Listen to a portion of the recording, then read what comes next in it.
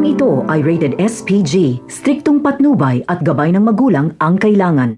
Nahuli ng pagdating si Olivia, nailigtas na nila Tanggol si Tinding at nakaalis na sila doon.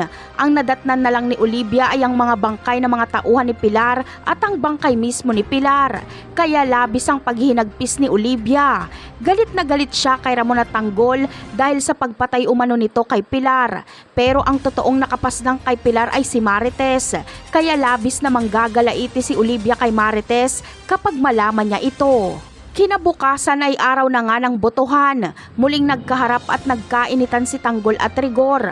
Ayon kay Tanggol ay kapag manalo siya ay sisibakin niya ang mga iskalawag na pulis at uunahin niya si Rigor. Sa galit ni Rigor ay bumunot siya ng baril at tinutukan si Tanggol.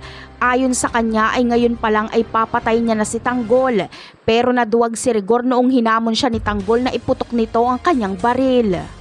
Ang tanging magagawa na lang ni Rigor laban kay Tanggol ay hindi ito iboto.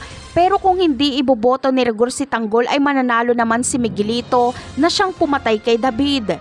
Pero pride pa rin ang nangingibabaw kay Rigor. Si Miguelito pa rin ang kanyang iboboto, wag lang manalo si Tanggol. Pero sa bandang huli ay si Tanggol pa rin ang mananalo. Samantala, pagdating sa loob ng botohan ay rambulan na naman ang magaganap sa pagitan ng mga Guerrero at Montenegro. Magsusuntukan si Alfredo at Roberto at Tanggol naman laban kay Miguelito. Ang mapupuruhan ay si Olivia dahil pagtutulungan siya ni Marites at Jackie.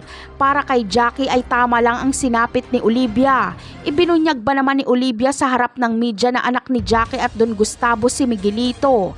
Napakarami pa nating dapat abangan sa mga susunod na episode. Paalam!